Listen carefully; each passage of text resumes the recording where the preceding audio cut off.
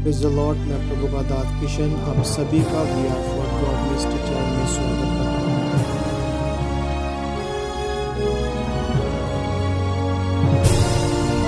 Keep praying to God, लगातार परमेश्वर से बातें करना। लूका रचित सुसमाचार 18वां अध्याय 1 से लेकर 14 पद तक। विधवा स्त्री और न्यायाधीश राजा।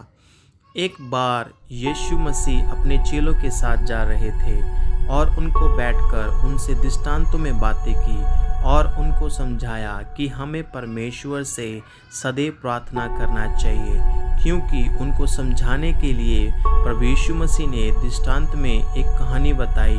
कहा, एक राजा था और वो ना तो मनुष्य से डरता था और ना ही परमेश्वर से डरता था।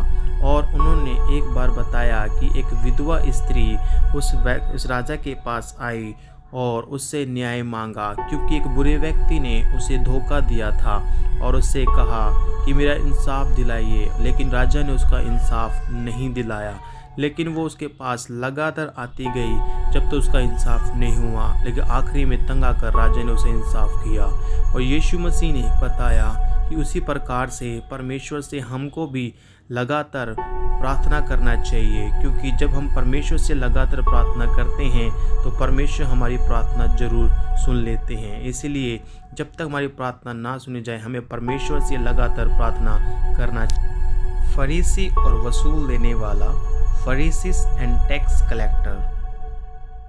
एक बार दो व्यक्ति प्रार्थना करने मंदिर जा रहे थे। एक फरीसी था, दूसरा टैक्स कलेक्टर था। दो व्यक्ति परमेश्वर के मंदिर में घुटनों के बल बैठकर प्रार्थना कर रहे थे। जब फरीसी प्रार्थना कर रहा था तो वह सोच रहा था कि मैं कितना अच्छा व्यक्ति हूँ और दूसरों से कितना अच्छा हूँ, और उसने परमेश्वर से प्रार्थना की और कहा, ओ प्रभु, धन्यवाद कि मैं दूसरों की तरह नहीं हूँ। मैं खुश कि मैं दूसरों की तरह चोर और लुटेरा नहीं हूँ। मैं खुश हूँ कि उस पापी चुंगी लेने वालों की तरह नहीं हूँ जो वहाँ बैठा है। और फरीसी लगातार प्रार्थना करता रहा, ओ प्रभु, मैं बहुत खुश हूँ, मैं बहुत पैसा देता हूँ जो ज़रूरतमंद लोग होते हैं, और मैं बहुत प्रार्थना करता हूँ। और जब परमेश्वर ने उसकी प्रार्थना सुनी तो परमेश्वर बहुत क्रोधित हुए, क्योंकि वह फरीसी बिल्कुल भी नम्र नहीं था। और चुंगी लेने वाला ने प्रार्थना शुरू की।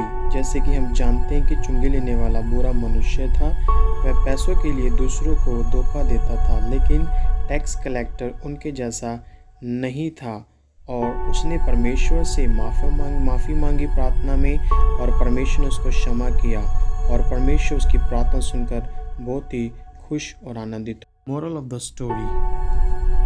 परमेश्वर चाहते हैं कि हम परमेश्वर से प्रार्थना करें और बीच में ना छोड़ें, जैसे विधवा स्त्री ने नहीं छोड़ा। इसलिए हमें भी परमेश्वर से तब तक प्रार्थना करना चाहिए जब तक हमें ना मिल जाए। जैसे विधवा स्त्री राजा के पास जब तक जाती रही जब तक उसका न्याय नहीं चुका दिया गया। हमें भी परमेश्वर से जब तक प्रार्थना करना चाहिए जब तक हमारी प्रार्थना ना सुनी जाए, ना कि हमें बीच में ही प्रार्थना करना छोड़ देना चाहिए। हमें ऐसा नहीं करना चाहिए। दूसरा टॉपिक, परमेश्वर हमसे चाहते हैं कि हम परमेश्वर के सामने नम्र बन के प्रार्थना करें, जैसे टैक्स कलेक्टर ने की थी। इसलिए हमें ये सीखने को मिलता है कि जब हम परमेश्वर के सामने जाते हैं तो हमें अपने आप को नम्र बनाना चाहिए। और जैसे टैक्स कलेक्टर जब परमेश्वर के सामने गया और उसने अपने आप को नम्र बनाया, परमेश्वर से क्षमा मांगी और परमेश्वर ने उसके पापों को क्षमा किया। इसलिए हमें भी परमेश्वर के सामने नम्र बन के जाना चाहिए, तब हमारी परमेश्वर प्रार्थना सुनेंगे। तीसरा टॉपिक, यदि हम अपने पापों को मानते हैं तो वह हमारे पापों को क्षमा करने और अधर्म को साफ करने में विश्वास योग्य और धर्मी है।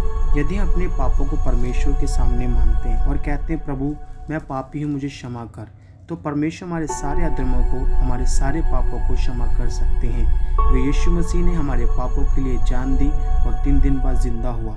यदि अपने पापों को मानते हैं तो यीशु मसीह हमारे हर एक पापों को क्षमा कर सकते हैं। चौथा टॉपिक, कभी भी परमेश्वर के सामने पाखंडी ना बने, क्योंकि परमेश्वर हमारे बारे में सब कुछ जानता है। जब हम परमेश्वर के सामने प्रार्थना करें तो कभी अपने आप को पाखंडी की तरह प्रकट ना करें, क्योंकि परमेश्वर हमारे बारे में सब कुछ जानता है कि हम क्या सोचते हैं और किस तरीके से प्रार्थना करते हैं। इसलिए जब हम परमेश्वर के सामने प्रार्थना करें तो पाखंडियों के समान ना कर अपने आप को नम्र और दीन बनाकर अपने परमेश्वर से प्रार्थना करें। पांचवा टॉपिक, जब हम यीशु मसीह के नाम से कुछ मांगते हैं तो परमेश्वर हमारी सभी प्रार्थनाओं को उत्तर देते हैं। इसलिए वचन बताता है कि जब हम यीशु मसीह के नाम से प्रार्थना में जो कुछ परमेश्वर से मांगे वो हमें दिया जाएगा। इसलिए यदि हमारी जो भी प्रार्थना विषय क्यों न हो, जो भी प्रार्थनाएं हों, हम यीशु मसीह के नाम से परमेश्वर से मांगते हैं तो परमेश्वर हमारी सभी प्रार्थनाओं का उत्तर देते हैं। धन्यवाद वीडियो देखने के लिए। प्रभु आप सभी को आशीष दे।